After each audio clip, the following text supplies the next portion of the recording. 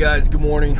Driving to work. I'm probably 45 minutes out right now, and wanted to share some audio that I'm listening to right now. I haven't heard this in 4 or 5 years, but the following is an interview that Zen did with Fritz Springmeyer. Fritz was arrested and put in prison for 7 books that he wrote on the Illuminati, and it all has to do with the New World Order. He was studying the New World Order since the 1970s, and then went to live with the Amish for a while just to get away from all the evil in the world, but he realized the evil's there too. And I'm paraphrasing the beginning of the interview. There's 11 minutes that have already gone by, but I don't want to put 11 minutes of what is kind of fluff on there. So, it's just like introductions and stuff like that. But if anybody wants this, I can point you in the right direction or just send you like a USB with this full interview. But I think there was 2 or 3 that Zen did with Fritz, possibly. I remember him being on at least twice, I think, with Zen over the years. So I believe I have both, if not 3 of them. So this is one of them. I think it's the first one he did with Zen, I believe. But Fritz is on TikTok a lot right now. He used to be on the Prophecy Club, where also Dimitri Duduman prophesied of the destruction of America, and also Ken Peters, I think is his name, the guy that prophesied about when he wasn't a Christian, he prophesied that the New World Order basically took over after the rapture had happened. So this guy had seen the rapture happening in the future. For all the people that don't believe in the rapture, and I told you before, I'm not sure at the timing of the rapture, but I know that God is going to protect us somehow. I don't know. I've dreamed that he does. I dreamed about Noah's Ark happening. You can go look at the Noah's Ark baby lion dream on my channel. A woman on TikTok who just became a Christian recently just had a Noah's Ark dream as well. And it's very similar to my dream. I'm going to share that on my next live stream, the person's dream, and just link you to her, because I think she has some good content right now, and there's not a lot of people with good content.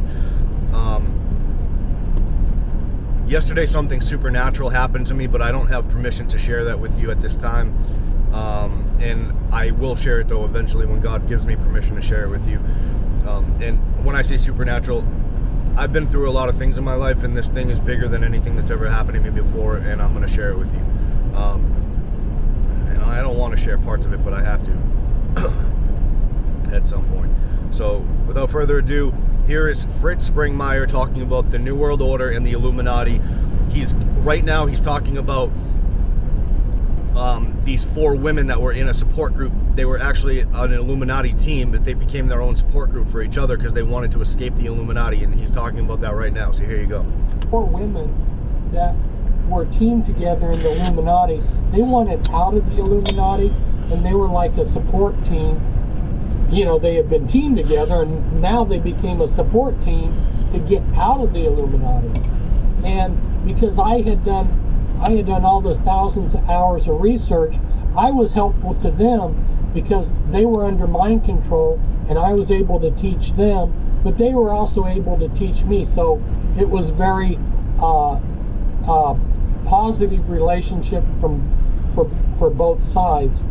And they talked to me about 2 things that when you look at the Illuminati from the outside looking in, like researchers had done before, you have one perspective, but when you hear it from the insiders, then you get a different perspective. And there were 2 issues that were really important to these insiders.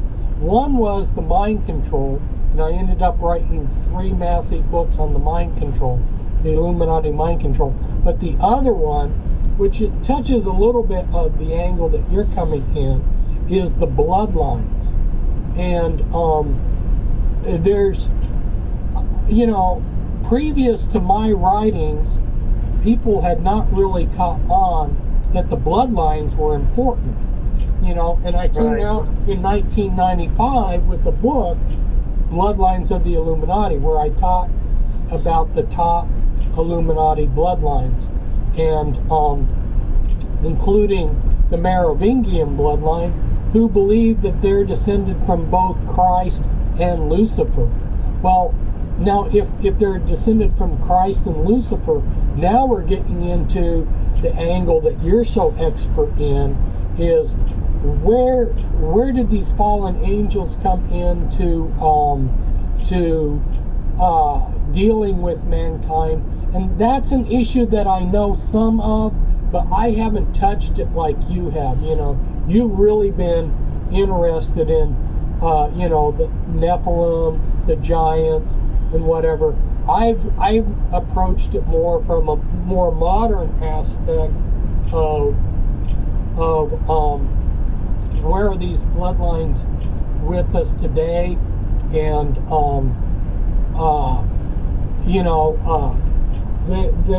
it's very important for the mind control in terms of DNA, because for their mind control to work, they create program multiples.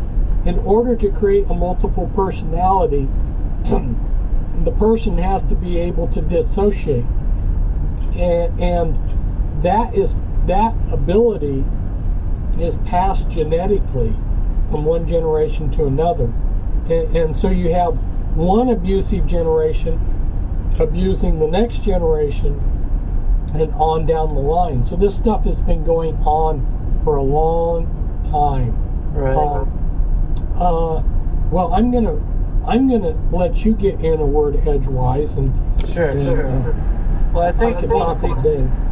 Well, I think one of the interesting things as far as both of our works is that we are able to put a face on the origins of evil, and also those that are propagating evil, that are working from the shadows, from behind the scenes, the Oz behind the mask, and let the rest of the children of Adam, the sons of Adam, and the lineage of Adam, the bloodlines of the woman, understand that this ancient war has been ongoing, and that the enmity between the seed of the woman and the seed of the serpent is just the next episode of what was the war in heaven, the beginning as far as the rebellion, the separation of light and darkness, and the division of good and evil. And that war amongst the angels has just continued during the Second World Age here on this planet, and it's embroiled all of us as we incarnated into the flesh for what is this trial of this lifetime, and that the place that we are living, this world, it's a fallen world, and that we are under the authority, the temporary reign of Lucifer and the fallen angels, and that's why it is that they are able to wage this war, and that he could even offer all of the kingdoms of the world to Christ if he would just bow down before him. Pausing for 1 second, I just wanted to throw in a tidbit to that. I was reading the Book of Giants the other day, and I never realized this, how I knew it, but I didn't realize that this actually happened. 400,000 righteous men that still lived in the days of Noah went and fought against the giants, and they all died. 400,000 human beings fought against the giants, and they lost. And then the flood happened.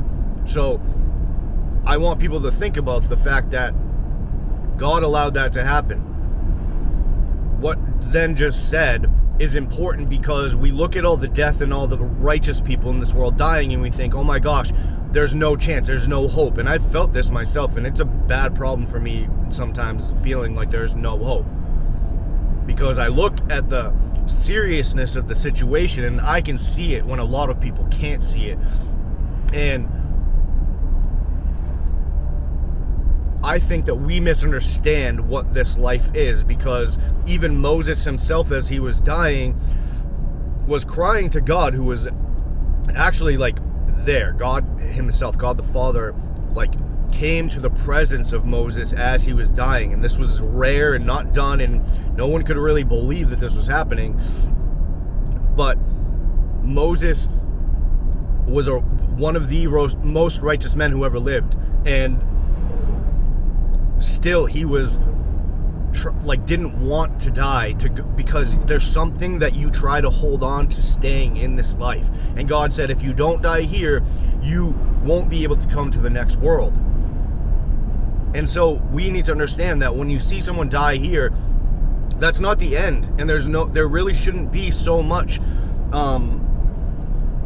obviously we grieve as humans, but I'm saying not so much grief as if we were people that didn't love Christ, because they have no hope. We have hope in Jesus Christ, so we don't really need to be so upset, but we still need to fight, and fight until the death. It says that in the Apocrypha. We need to fight to the death for truth, and that does not mean to use violence. You can fight with your heart and with your mind and with your soul. And Judas Maccabeus did use violence, but there were 1,000 people that would refuse to fight on the Sabbath day. It's your choice. It really is your choice how you want to fight this war. But Jesus conquered the entire universe without using any violence. So it's possible for you to do the same. So I'm just going to continue this. And so really our work and our information is merging together, because as you said, you have detailed and are very precise and in all of the the historical aspects of all these different bloodlines, how certain people are part of these bloodlines, and how they've been working in tangent together through the network of secret societies and fraternities and sister organizations with blood oaths and using ritual, and how they have propagated evil and have directed what they want as far as world government, and like the Georgia Guidestones lists their principles of depopulation and global tyranny, police state measures, all of those things. And so really the Father and the Son are pouring out the Spirit on all flesh to bring all this information together, and so that those that are true seekers of truth can find it and are able to understand and comprehend the strange nature of the world around us, because these are the kind of things that we're dealing with. And even though it sounds so fringe and so just beyond believable, when you do your homework, when you do your research, this is absolutely the truth of what we are dealing with in the past, present, and even in the future. And so, comment on that, Fritz? Yes, a lot of people out there that are trying to expose the New World Order, they think that things are on the level of information. We're going to give people information. But if I had all knowledge, if I had all information, and I don't have love, that I'm just like a gong. I'm just like somebody beating on a cymbal, making a lot of racket and noise, just like some kid beating on a garbage can, So there's a higher principle that is behind Christ, and that is the love, the faith, hope, love. The greatest of those is love, of course. And so what you and I, what Dolores here are about, is we don't just want to give people information, but we want to call them to a higher level of where humanity not only loves their Creator, but loves their fellow man. Right. You can't defeat evil with evil. And unfortunately, a lot of people out there that are out there on radio, they think that, okay, we're going to get guns and fight these people, and they're going to fight evil with evil. But no, we have to take the moral high ground. You can only I haven't listened to this in I don't know how long, but do you see how I just said the same thing that Fritz said? That's because that's Jesus in you. That's not, I didn't make that up. I collect knives. My grandfather was a gunsmith. I know what guns are. I could have had guns as a hobby a long time ago, and I chose not to because I don't want to kill anybody. And my knives, they're for me making hiking sticks. It's a tool. I'm not trying to stab anybody, and I'm not trying to shoot anybody, and violence is not the answer. But yes, we do have to protect ourselves at some point, but we have handguns. They have drones. They're not even gonna, even Obama laughed on national television saying that he's gonna snipe you with a drone and you'll never know it was coming, because that's what he's done to all of his own people, because he's a Muslim, killed all his own Muslims. And then he also wants to kill Christians because the Antichrist doesn't care. He wants to kill everybody. See what I'm saying? But you see how I speak something because it's from my heart. It's from my heart because my heart has the Holy Spirit, and he does too. So we say the same things because we know the truth. See what I'm saying? It happens like that. There you go. Be evil by taking the moral high ground. Now, will that work? Well, it will work, and I've seen it work. When you take the moral high ground, you naturally pull the rug out from underneath the other side. You know, they're toothless. They're like their bullets have no value. So this is what we're involved with, is trying to bring this deep agape love to the world. And it's not about arguing with each other. It's not about I'm right, you're wrong. It's it's about the caring that Christ had for us. And he forgave us, and so it behooves us, to use a fancy word, behoove there. It's contingent on us to also forgive people, So anyway, that's my thoughts on what you were commenting. Can I make another comment here, Fritz? Sure. Because I think this is relevant as far as to what you are saying. If you study and look about how the Illuminati, they use the whole MO, the modus operandi of problem, reaction, solution, and also controlled opposition, the creation of minorities in order to pin people against one another. And this kind of thing has been done historically all around the world, and that this is one of the ways that they have conquered even places like Africa through the strategy of divide and rule. And this is the kind of thing that was done in between England and Ireland. And when the IRA, they gave up their weapons, they realized that they had been duped. They if you look into how it was and what was going on there, the top IRA leader, the Republican there, his name was Steak Knife, and he was a double agent. He was actually working for the Crown until this information got exposed, and then they tried to kill him.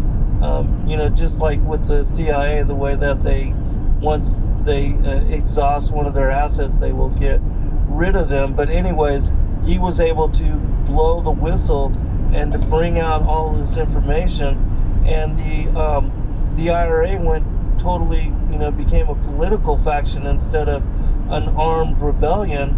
And this is the same kind of thing that is going on, with Israel and Hamas being funded by the Likud party. But the Palestinians haven't figured out that they're not going to be able to, combat Israel through arms or to support the terrorism that is going on there, because again, the New World Order and the powers, the elites that are controlling agenda, they are using such terrorism and such controlled opposition in order to drive the agenda and to push things to where they want it to go. And 8 months ago. Yeah. So let me get you to comment on that, Fritz, and we're going to be coming up to break in about 4 minutes. What you were saying was important, and one of the things that I have over the years repeatedly given information and talked to people about is these controlled conflicts. And one of the things that you'll find in my books is I go in and I document how all these wars were created. They're like our Civil War, World War II. And then if you go in and look at World War II, you'll see that the elite, like the Rockefellers, they provided oil and gas to both sides, or Onassis, his ships were supplying both sides. Like in World War I, you will see that Switzerland had companies in it from both sides, supplying both sides. So, and so these are controlled conflicts. The fancy word for it's Hegelian dialectics, where you create the thesis and the antithesis, which are the problem, two sides of a problem, and from that you get the synthesis, which is moving the world in the direction that you want to. So like out of World War I, you got the League of Nations. Out of World War II, you got the United Nations. And then they had a third world war planned, but now that seems to be put on the shelf for the time being, and they're using other means to bring in population reduction. That's at the top of their agenda is population reduction. But anyway, when people use these baser emotions of anger and hate, they're just becoming tools of the world, because the world will create these fake conflicts. And then, like you're saying, Hamas, they want at the Israelis, and yet Hamas is being financed by the Israelis. Right. You know, right. The Israelis are creating through mind control. The Mossad is creating a lot of these bombers, these suicide bombers. So they're creating the problem. If you look at the Middle East and what's going on with Israel, you'll notice that whenever Israel needs a particular terrorist act, strangely, it falls right in their lap and gives them the pretext to do what they want. Exactly. So, yeah, indeed, this is what we're dealing with. Right. And it's the same thing with America and the creation of Al-Qaeda and the Taliban, and even now with this supposed new threat, ISIS. It's all an extension of, the whole boogeyman, pull the jack-in-the-box out and, create more funding for security measures, homeland security, or this or that. Whenever they need to pull the boogeyman out, it's conveniently right there for them to do. And even with the funding of the Muslim Brotherhood and all the liberation movements in all of these Middle Eastern countries. And you can't forget that, let's throw in a few crisis actors in here, right. Staged events, and you have to really realize that the Illuminati has far-reaching control. This is a global infrastructure, and don't be fooled that you think that ISIS is anything separate from the same old guys that have been ruling the roost since the foundations of the earth. Right. They have fit in well, and now what we have to do is pull the veil. Hey, hold on just a second, Ruth. We're at break. Okay. Pick it up on the other side, everyone. Hold on. All right, welcome back, everybody, for a second segment. For those that are just joining us live for show, I am on this evening with Fritz Springmeyer and Dolores Lundberg. Dolores, I want to give you a chance to finish up with your comment before we went to break, and then I'm going to ask Fritz a couple of the questions that had come up in the chat room from Delta and Jerbear. But about the crisis actors, I think this is really an important part of the divide and rule, and also the false flag terrorism, and how they are creating propaganda in order to drive agenda. That this is just another one of their, part of the Hegelian dialectic and the problem, reaction, solution, the modus operandi. So, obviously, it didn't get into some of the more detailed aspects of this interview, which I will put on the next video. Probably on my way home from work today, I'm going to replay this. And, yeah, I'll replay it when we're back later today. I'll just leave it where it is. And, we'll finish it all up. But I'm at work now, so I got to go. But God bless you all, guys. Gonna have a lot of shows coming out soon. But I just want to say this. I know that we're all praying right now. We're all being very careful right now with our lives and everything that's going on in the world and all that.